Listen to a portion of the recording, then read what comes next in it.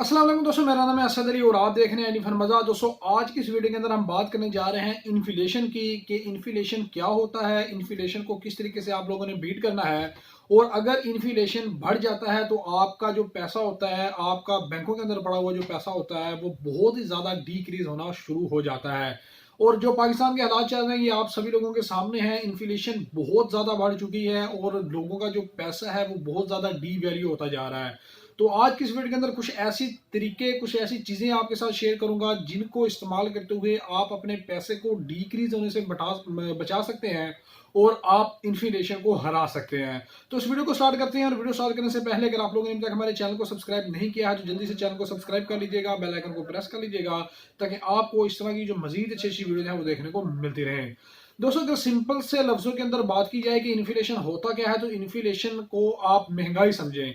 For example कि अगर पिछले साल कोई चीज 100 रुपए की मिल रही थी तो आज वो चीज जो है वो 110 रुपए की मिल रही है, यानी कि इन्फ्लेशन बढ़ चुका है। और अगर फॉर एग्जाम्पल हमारे पास पिछले साल 100 रुपया पड़ा हुआ था तो आज जो है वो 100 रुपया नहीं है बल्कि वो 90 रुपये रह चुके हैं, क्योंकि जो चीज हमने खरीदनी थी वो 110 रुपए की हो चुकी है और हमारे पास 100 रुपया है।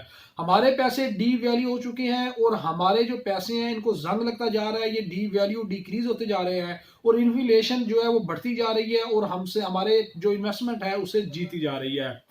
तो दोस्तों, इस इन्फ्लेशन को किस तरीके से हराया जा सकता है, अगर आप अपनी इन्वेस्टमेंट को अच्छे तरीके से इस्तेमाल करें, अच्छे तरीके से किसी ऐसी जगह के ऊपर इन्वेस्टमेंट करें ताकि आने वाले सालों के अंदर या आप ज़्यादा देर आपके पास जो पैसे हैं वो इन्वेस्टमेंट आपकी पड़ी हुई है तो आने वाले सालों के अंदर आपका जो पैसा है वो आपकी खरीदने वाली चीज़ों को हरा सके।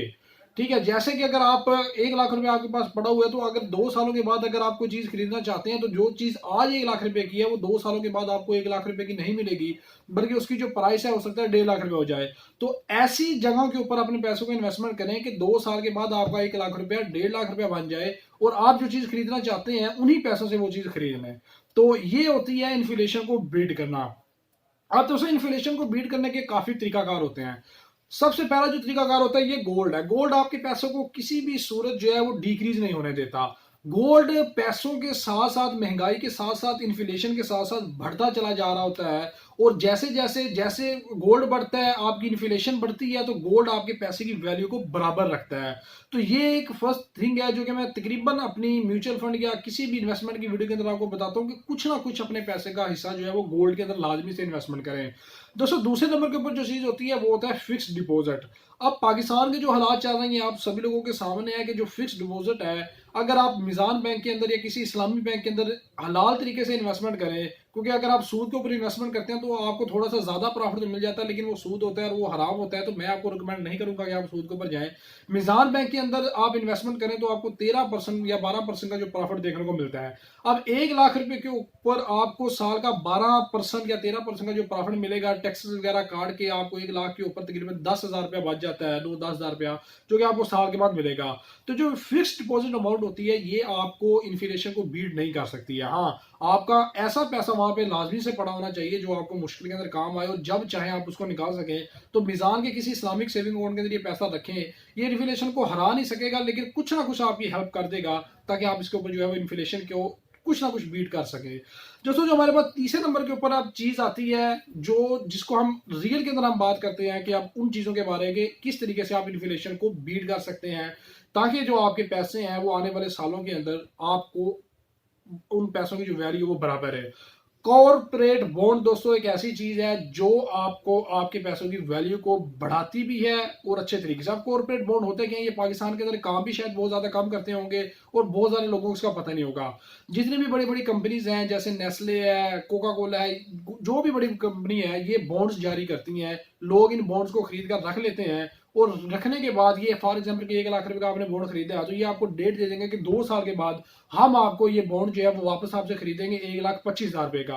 यानी कि 2 सालों के बाद आपको 25,000 रुपए का जो प्रॉफिट है वो देखने को मिल जाएगा। तो जो कॉर्पोरेट बॉन्ड होते हैं ये अब सूद के अंदर आते हैं या बगैर सूद के आते हैं, तो मैं इस चीज के हवाले से आपको कंफर्म नहीं कर सकता हूँ। बाकी आप अपने उलमा कराम से पूछ कर इसके अंदर इन्वेस्टमेंट कर सकते हैं और गूगल से आप कंफर्म भी कर लीजिएगा कि पाकिस्तान के अंदर कौन सी जो कंपनीज हैं वो आपको कॉर्पोरेट बॉन्ड फराहम करती हैं। दोस्तों, जो आगे हमारे पास चीज आती है वो होती है ऑल वेदर इन्वेस्टमेंट। अब ऑल वेदर इन्वेस्टमेंट होती क्या चीज है? ऑल वेदर इन्वेस्टमेंट ये होती है कि आप अपनी इन्वेस्टमेंट को, अगर आपके पास ज़्यादा इन्वेस्टमेंट है तो मुख्तलिफ जगह के ऊपर इन्वेस्टमेंट करें। आप अपनी इन्वेस्टमेंट को रियल एस्टेट के अंदर इन्वेस्टमेंट करें, कुछ हिस्सा गोल्ड के अंदर इन्वेस्टमेंट करें, कुछ हिस्सा फिक्स डिपॉजिट के अंदर जो है वो इन्वेस्टमेंट करें, कुछ हिस्सा पाकिस्तान स्टॉक एक्सचेंज के अंदर इन्वेस्टमेंट करें। तो ये ऑल वेल्ड इन्वेस्टमेंट होती है ताकि आने वाले सालों के अंदर, 1 या 2 साल के अंदर या 3 साल के अंदर, जो आपकी इन्वेस्टमेंट है वो आपको कहीं ना कहीं से एक अच्छा प्रॉफिट जो है वो निकाल कर दे दे। अगर एक जगह से आपको प्रॉफिट नहीं होता तो आपको दूसरी जगह से प्रॉफिट हो जाता है। तो ये एक इन्फ्लेशन को बीट करने का एक अच्छा तरीकाकार होता है, जिसके जरिए आप अपने पैसों की वैल्यू को डिक्रीज होने से बचा सकते हैं। दोस्तों, जो नेक्स्ट हमारे पास चीज आती है वो है रियल स्टेट। अब रियल स्टेट कोई आम बंदा इसके ऊपर इन्वेस्टमेंट नहीं कर सकता है। फॉर एग्जांपल, अगर मेरे पास या आपके पास 10 या 15 लाख रुपया है, तो 10 लाख या 15 लाख के अंदर हमें कोई एक अच्छी चीज जो है वो देखने को नहीं मिलेगी। हाँ, अगर हम 50 लाख रुपए से अपनी इन्वेस्टमेंट को स्टार्ट करते हैं तो हम कोई ऐसी जगह या ऐसी प्रॉपर्टी को खरीद कर रख सकते हैं जो हमें महीने का रेंट भी देती रहे, हमारी इन्फ्लेशन को बीट करती रहे और हमारी जो प्रॉपर्टी है उसकी वैल्यू को भी इंक्रीज करती रहे। फॉर एग्जांपल, एक चीज आपने खरीदी है, वो 1 साल आपके पास पड़ी रहती है और अगर आप उसको किराए के ऊपर दे देते हो तो वो आपको मारना आमदनी भी देगी, किराया भी देगी, और जब आप उसको सेल करोगे तो उसकी जो वैल्यू है वो बढ़ जाएगी। तो जो रियल एस्टेट है इस वक्त, जो पाकिस्तान के रियल एस्टेट है, ये आपको बहुत ही ज्यादा अच्छा प्रॉफिट जो है वो देखने को मिल जाएगा यहाँ से।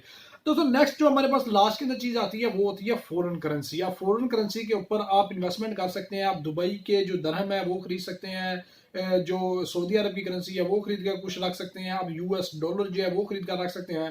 तो इस वक्त जो पाकिस्तान के हालात चल रहे हैं, तो अगर आप फॉरेन करेंसी के अंदर अपना कुछ हिस्सा, जो इन्वेस्टमेंट का कुछ हिस्सा है वो इन्वेस्टमेंट करके रखते हैं, तो ये भी आपको जो इन्फ्लेशन है उसको बीट करने के अंदर मदद जो है मिल जाएगी। अब पाकिस्तान के जो हालात है वो देख लें कि पिछले साल डॉलर तकरीबन 200 रुपए का था, 180 रुपए का था। तो ये जो हालात चले, अब डॉलर 260 या 62 रुपए के ऊपर ट्रेड कर रहा है। तो ये आपके पैसों को, वैल्यू को बढ़ाने के अंदर काफी जो है वो मदद करते हैं। तो दोस्तों, ये कुछ तरीकाकार थे जिनके जरिए आप इन्फ्लेशन को बीट कर सकते हैं, अपने पैसों को डिक्रीज होने से बचा सकते हैं। तो इनमें से कौन सा तरीका आपको अच्छा लगा ये मुझे कमेंट बॉक्स के अंदर लाजमी से बताइएगा।